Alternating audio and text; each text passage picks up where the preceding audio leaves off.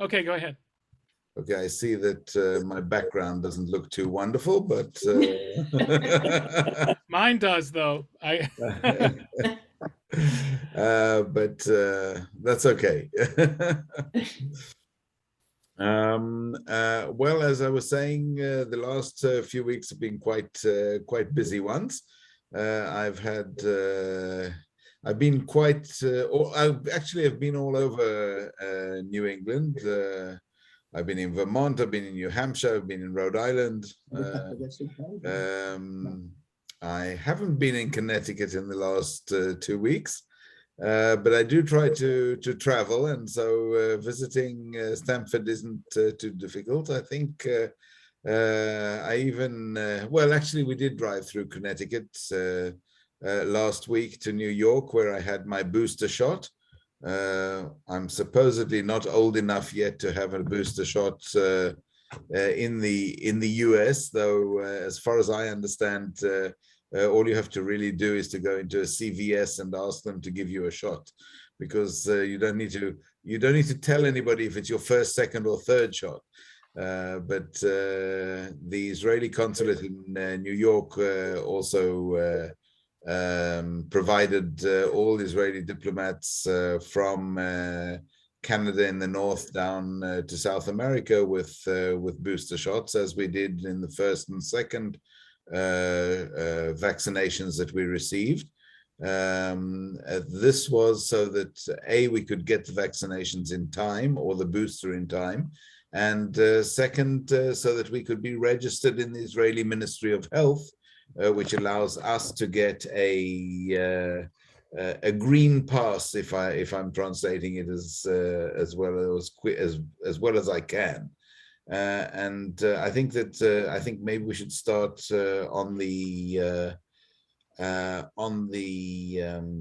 vaccination side, and on dealing with COVID-19. I think that it won't be news to any of you, Rabbi, and to all the congregation who have joined, that Israel actually here has been rather a light unto the nations. Whether we've been a light unto the nations because we've all been part of one of the world's largest, shall I say, program for Pfizer vaccinations or not. But I think we have seen Israel in the forefront of the vaccinations and of dealing with COVID-19, and that is why we seem to be over the Delta variant rise in infections. As of this morning, if I'm not mistaken, there were only some 162 people who are hospitalized because of COVID in Israel.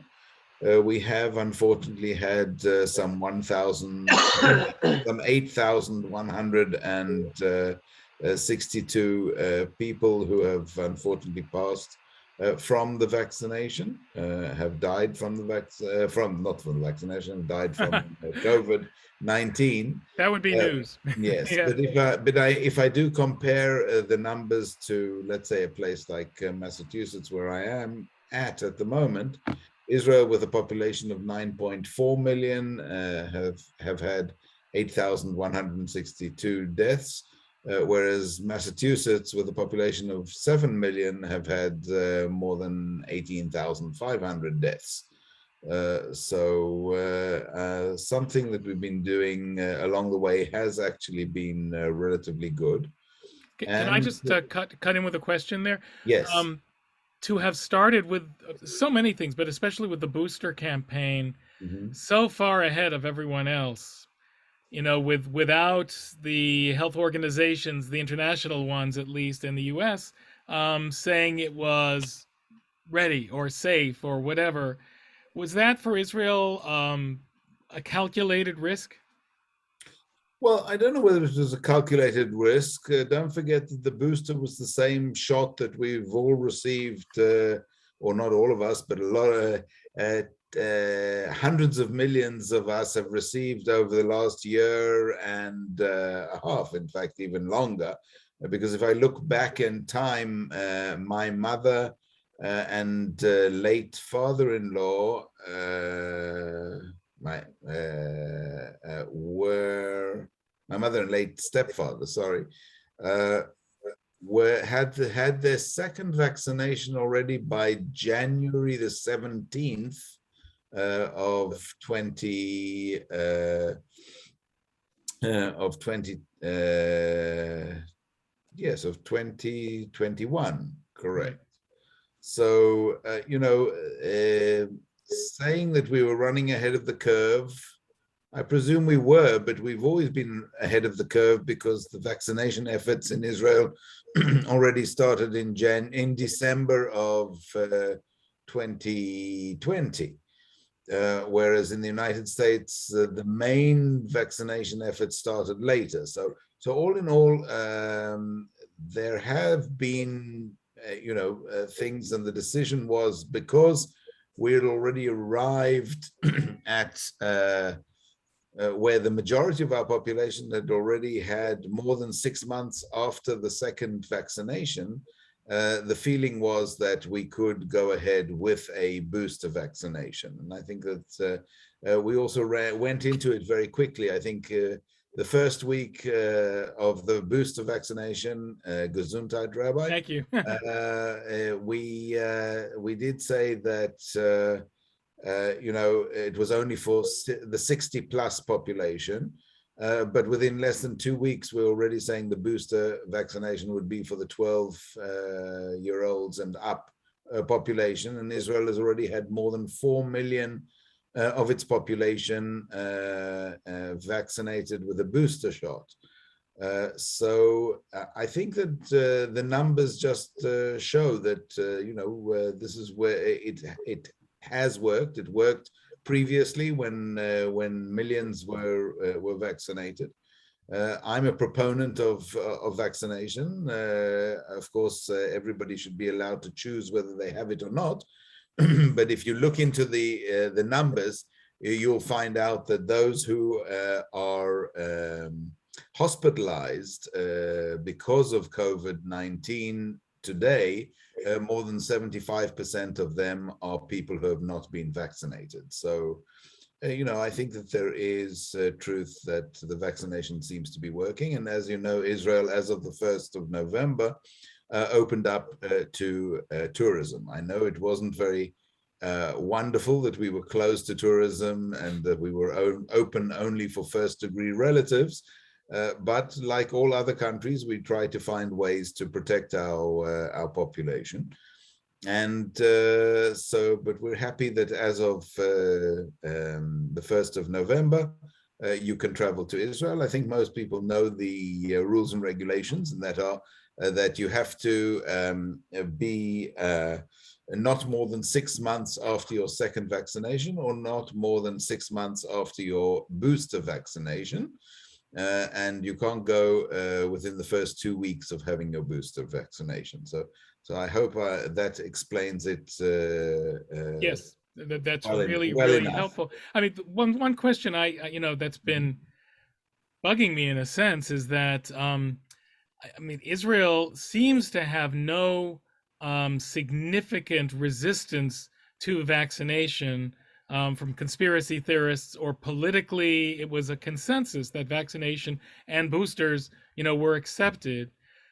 But is there in the population still, in the Haredim, the Arabs, or wherever, some resistance, significant resistance to vaccination? I think you're wrong about no significant resistance. There were, and you did mention 2 of the communities in Israel that are skeptic, or more skeptic about others about vaccination. One is the ultra-Orthodox community, and the second is the Arab community. And both communities have suffered, unfortunately, exponentially when it came to the amount of people who have died from COVID. Let's just take the ultra-Orthodox community, whereby even though they are a much smaller group in the population, around about 8% of Israel's population, they have unfortunately suffered 25% of the fatalities when coming to COVID. I think the message has sunk in, but yes, there, like in the United States, there are definitely vaccination skeptics. But one can understand that, of course, and there were also rumors going around about how the vaccination was made and whether it included human cells or didn't include human cells, etc., etc. So yes, like in the United States, Israel also has to fight misinformation. I think that enough people have received the vaccination enough times to prove that it seems to work. But still, yes, we also have a sort of limit, like in the United States, of a percentage that we don't manage to break through in all of the population. And I think that that is unfortunately why, in some cases, it takes a little bit longer to get over each variant that comes and attacks us. Yes. All right. One question that came in from a congregant has to do with dealing with outreach to progressives and to the Democratic Party, and of course in Boston you are sort of in the center of a lot of progressive activity. Does Elizabeth Warren come into your office very often? No, Elizabeth doesn't come into my office very regularly, and I have not yet met her personally. But I'm sure that that will come. I think there are some more interesting people than Elizabeth Warren around. I also have Ayanna Pressley as my next door neighbor. And I think that that's, I would say, even as a member of the squad, it was very interesting. But if you did notice in the latest J Street group of congressmen to Israel, which was only a week ago, they actually had a member of the squad, Jamal Bauman. He's now being censored by the Democratic Socialists of America, and is going to be questioned about his trip to Israel. But I think that this is a very showing, or it's a telling story of the times that things are a-changing in Israel, as they say. I think, even though people didn't think that the government that we have at this moment would last, the government of Naftali Bennett and Yair Lapid has already lasted for more than 5 months. And it looks like they might just pull it off and last for quite a longer time. They have passed the first budget since 2018. So by doing so, they have given their razor-thin margin coalition of 61 over 59 a lifeline that will allow them to continue at least until March 2023, if nothing manages to shake them free from collapse.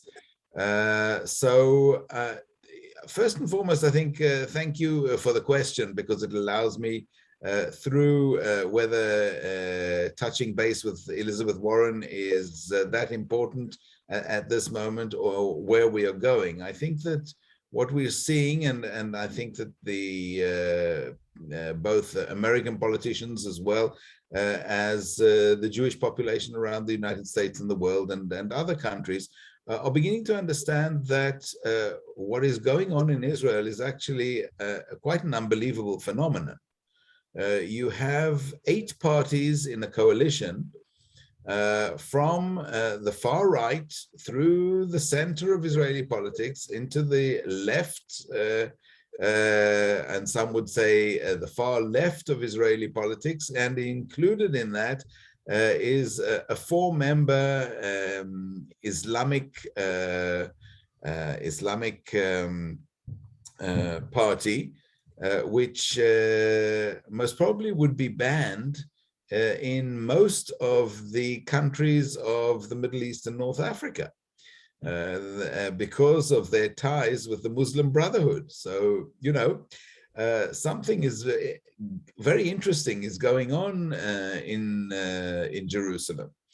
And I think that this people are beginning to take another look at what is going on in Israel, because in a time of divergence and division all over the world, it's not only in Israel. You just need to look at your American politics to see how terrible division is and what it can bring about.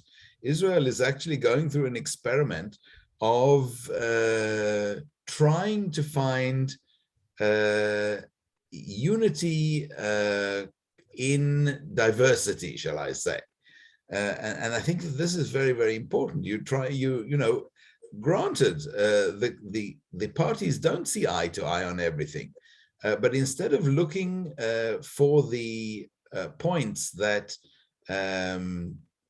divide the population, this government is looking for points that unite the population, or that can be dealt with without breaking into a discourse that won't get anywhere. So about 3 weeks ago, for example, a bill was passed for some $10 billion over the next 5 years to improve the basic livelihood of the Arab minority in Israel, whether it is improving the infrastructure, trying to include Arab women into the workforce, trying to focus in on how to include more and more people into high tech from the Arab community. And this is just one of the things that has been focused on, and yet the news doesn't always seem to trickle through. And when dealing with the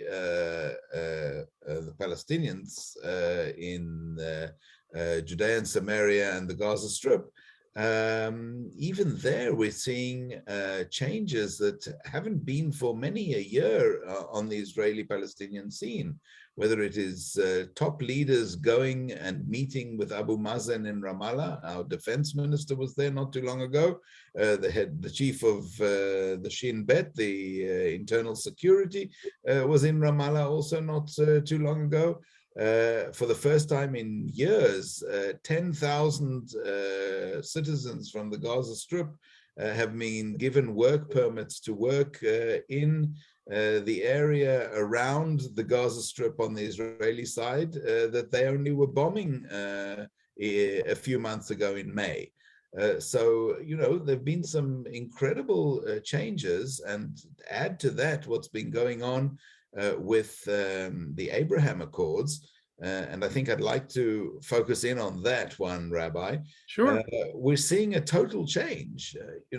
I know that some people hear the name Abraham Accords and then say, oh my gosh, it happened in the previous American administration, so if it happened then, it can't be good. But actually, it's been a game changer in the Middle East. For the first time in more than a quarter of a century, Israel signed new agreements with neighboring or Middle Eastern and North African countries. So it's not only a Jordanian and an Egyptian ambassador in Israel, but you now have a United Arab Emirates ambassador in Israel. You now have a Bahraini ambassador in Israel. You have a Moroccan representative in Israel. So the small nuclei of Arab ambassadors to the state of Israel has practically tripled.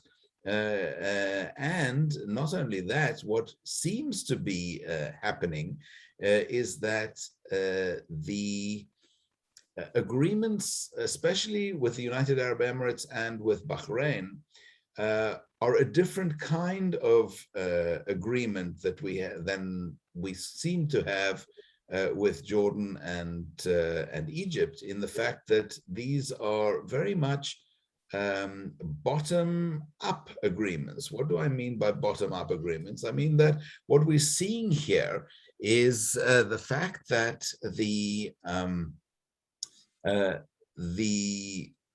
populations of both the United Arab Emirates and Bahrain are invested in the peace and in the agreements that are coming, have been signed or were signed just over a year ago.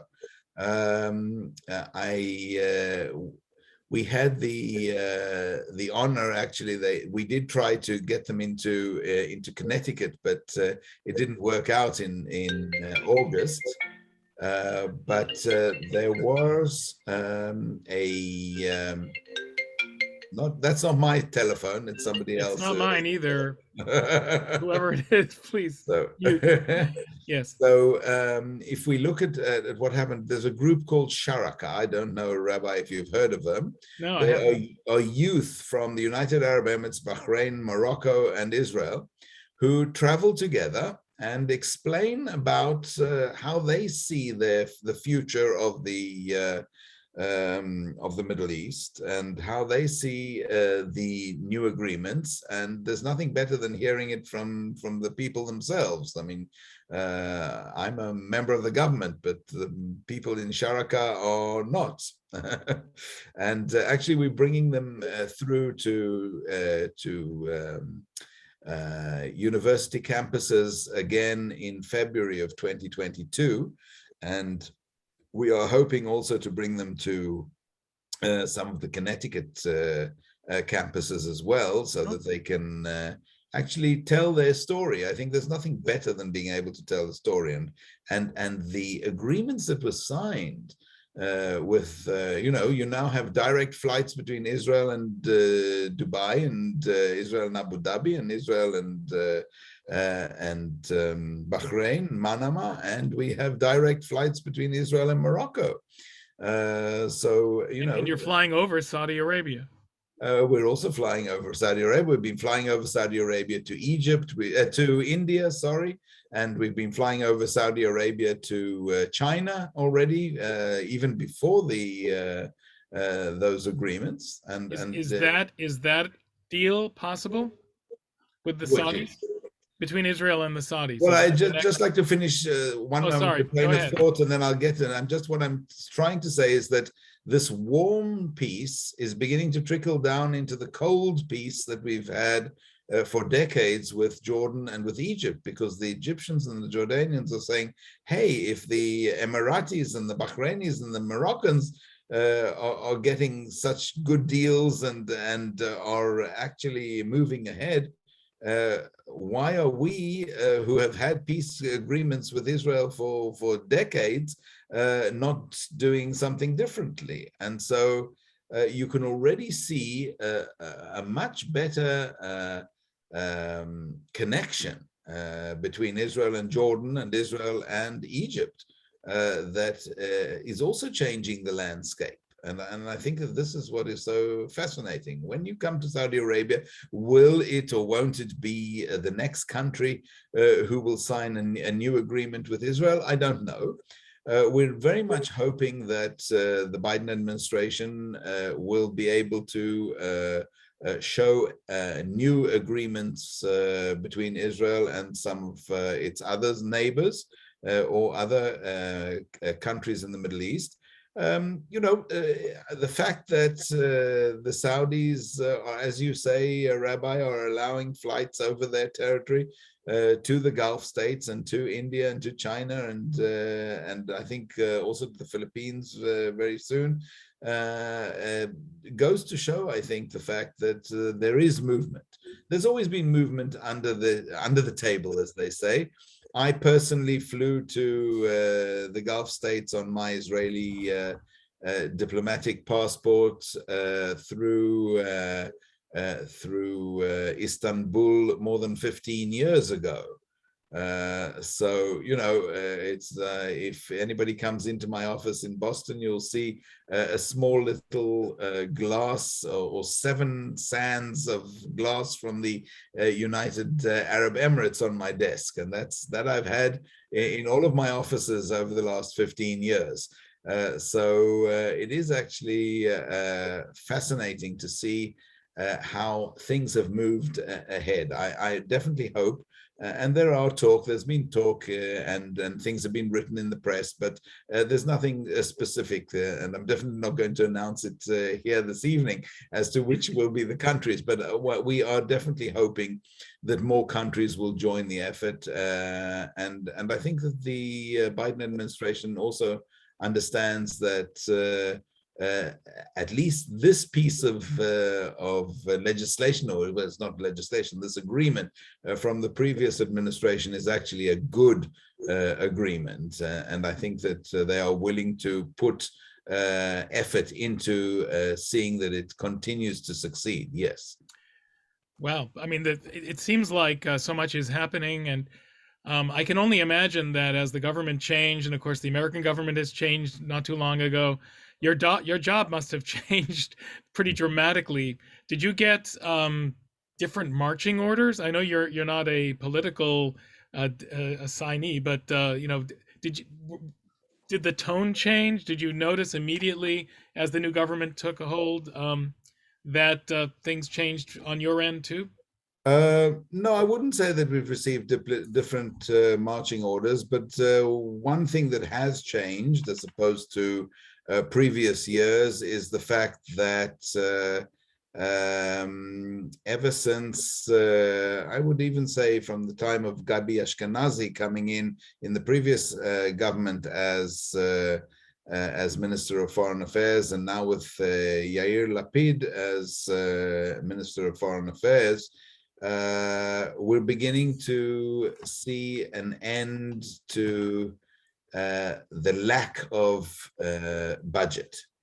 And that is already a very, very good thing. It means that practically 10 years of declining budgets have stopped, and that already stopped in the Ashkenazi era, and it already began turning the upturn already then, when Gabi Ashkenazi managed to get an infusion of some $15 million into the budget. But the new government and in the new budget for 2021 and the new budget for 2022, actually the new budget for 2022, the Ministry of Foreign Affairs budget will be the highest it's ever been in the history of the State of Israel. We're heading towards practically double the budgets that we had in 2018 when we get to 2023. So that is wonderful. We're also having, we are getting new cadets into the ministry, an infusion of new blood, which we haven't had in quite some time. Some 110 new diplomatic cadets will be joining the foreign ministry in the next 2 years. Which I think is fantastic news for everybody. We're even hoping maybe that by 2023, the Boston consulate will actually have another diplomat in it. We wait and see, but that will definitely allow even further outreach between the consulate and Connecticut. I know that you out there in Stamford think that you've been fobbed off on Boston instead of New York. But as I have said in previous talks with Connecticut, I think that actually you've done a better deal when it comes to being traded between New York and Boston, because in New York you were just the small miniature state next to New York, and here in the context of the Israeli consulate to New England, you are the second most important of the 6 states of New England, both when it comes to size and when it comes to importance.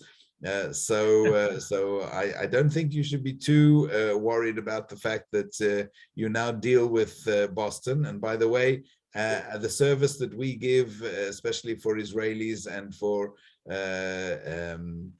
consular services, is actually much better than you'll get in New York. But don't say that to anybody, because then there'll be a run on the consulate here in Boston. But yes, we have managed to deal with the massive focus on the consulate, and we're very happy that we are managing to deal with the added work better than most of the consulates around the United States. We don't mind being gerrymandered. We know what this is, but well, you know, it's gerrymandering time. It's the 10-year age. That's right. And so, what did New York get in exchange? I just, Well, they got Ohio and Philadelphia. They got Ohio. Okay. And Philadelphia. Makes perfect sense. Yes. So I want to talk for a second about pluralism. It's, of course, a very important issue for us. The Kotel Agreement, now there's a possibility that it could be on the table again. Bennett actually sort of came up with it years ago, and the government does not have the major Haredi parties in it.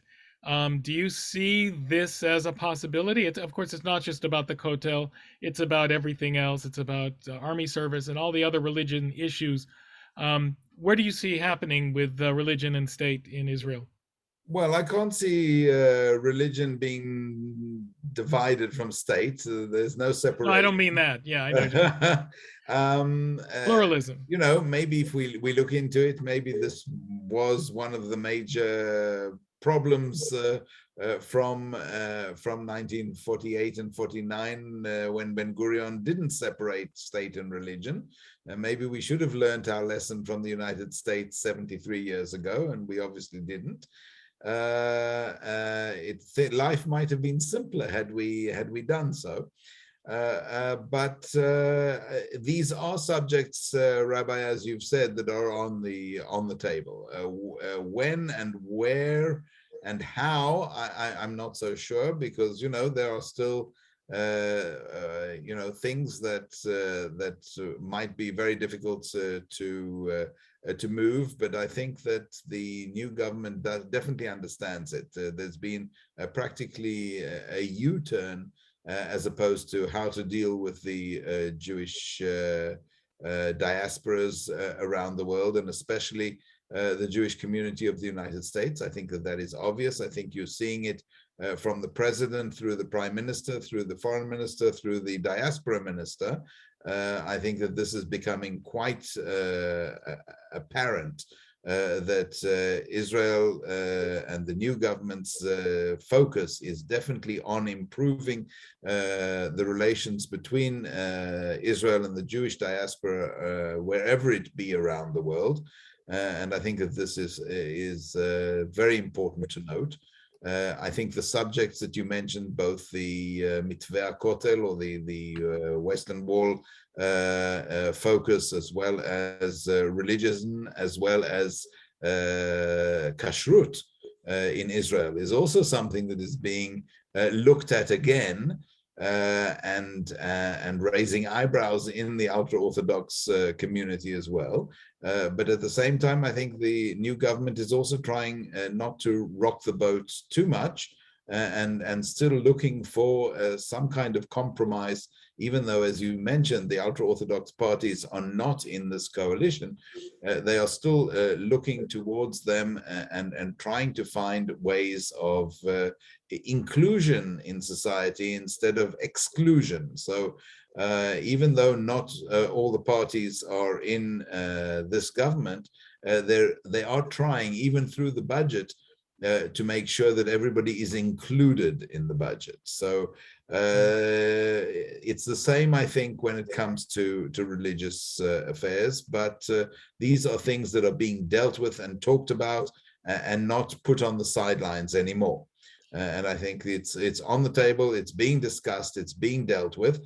Let's hope that we will see a movement on it in the not too distant future. The fact that we have a reform rabbi member of Knesset from the Labour Party, is also very new. It also seems to be a red flag for some of the ultra-Orthodox parties.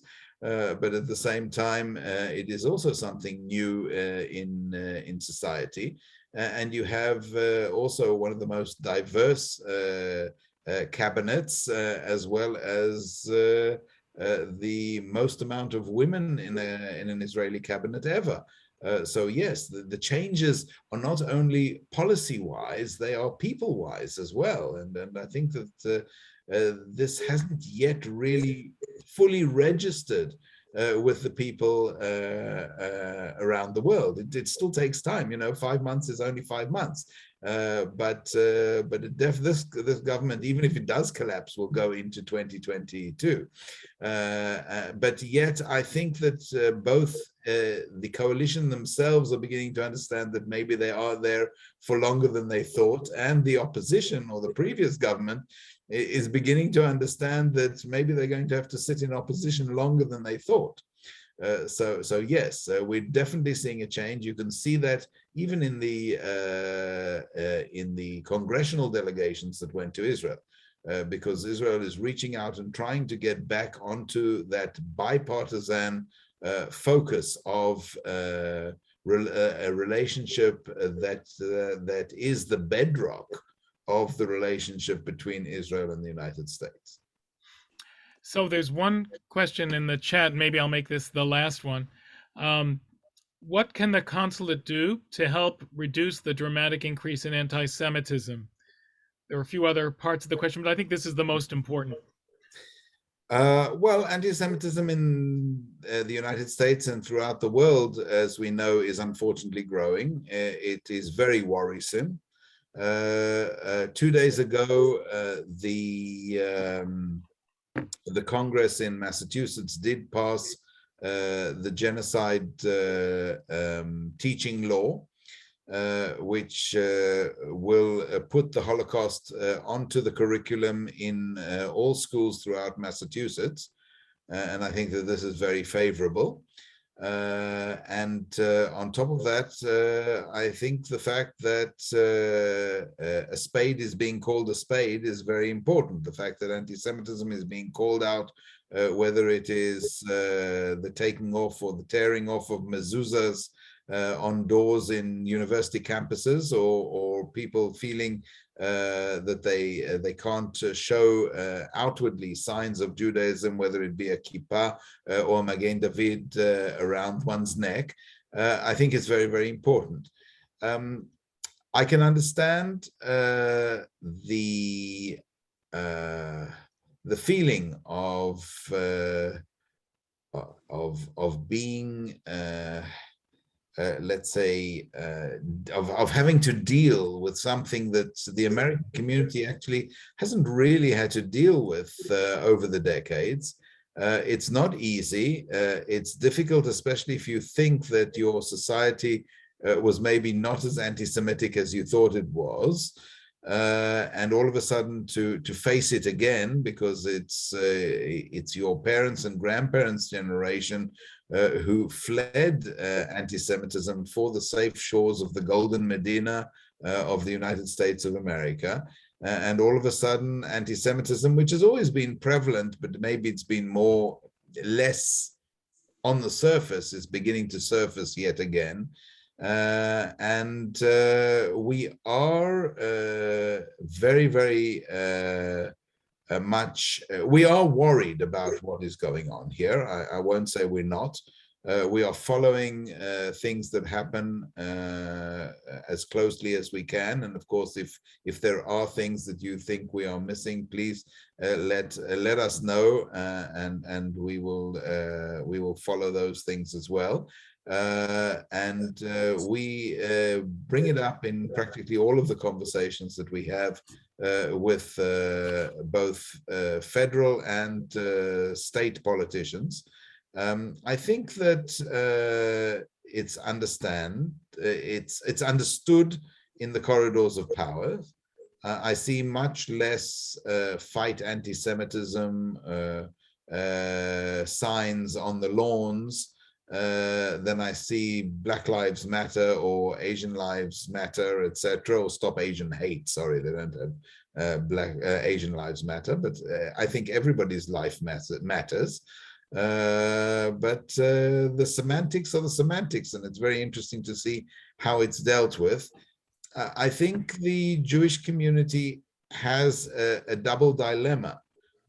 First and foremost, because the United States has absorbed the community so well and given such a wonderful welcome over the centuries to the Jewish community, and especially in New England. I mean, I had the honor of being in the Truro Synagogue in Newport in Massachusetts, and hear the reading of Washington's letter to the community. And it shows how open and welcoming the United States has been for Jews over the centuries.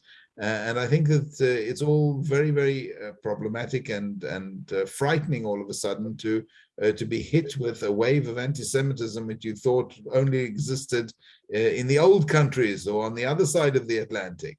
But it is something that we will face and we will face together.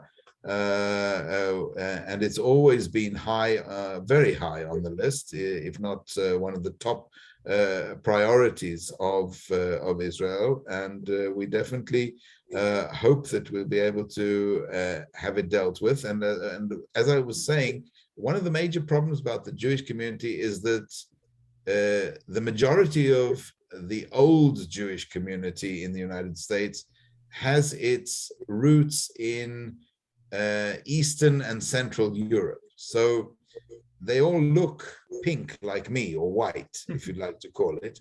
And so when the other minorities look at us, they see us as part of the white majority. And yet we have undergone a lot of discrimination over the decades, centuries, and millennia, whether it be the United States or not the United States, not because of the color of our skin, but because of our religion.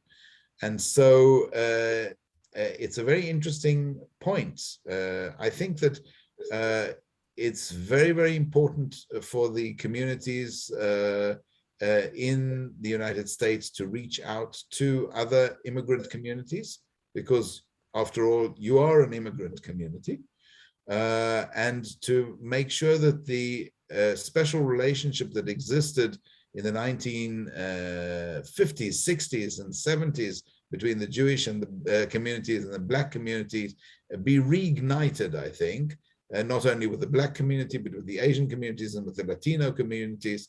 I have the ability to connect with Latino communities especially well because I do speak the lingo. My ex-wife is from Chile, and my daughters are trilingual, both in Hebrew, English, and Spanish. So, in that sense, I have a very good connection when it comes to the Latinx community. But this is definitely something I think that needs to be strengthened on the Jewish community side, and that is more outreach and more explanation to the other minority communities, so that they really do understand what being a Jew means. That's wonderful. So thank you. You've given so much of your time to us. We really appreciate it. Do you speak Boston yet? That's the question. You have to well, I have realized that one goes to Quincy Market and not Quincy Market. Right. But I was born in South Africa, and I emigrated to Israel at the age of 12 from the United Kingdom. So for me, the spelling and the pronunciation of Worcester and Gloucester and Leicester is not a problem. That's good. That's good. So yes, I do. You're halfway there. I'm halfway there. And yes. If you know that the Patriots are playing tonight, you're all the way there. Yes. And I'm learning to park my car. That's good. That's really good. Okay. Yeah. So I think we'll conclude this, and again, thank you so much. And I hope it's not sacrilegious to say next year in Stamford and Jerusalem. No, but well, maybe actually, I'm going to be in Hartford on the weekend. So there's a wonderful jazz Israeli musician coming to play. So there you go.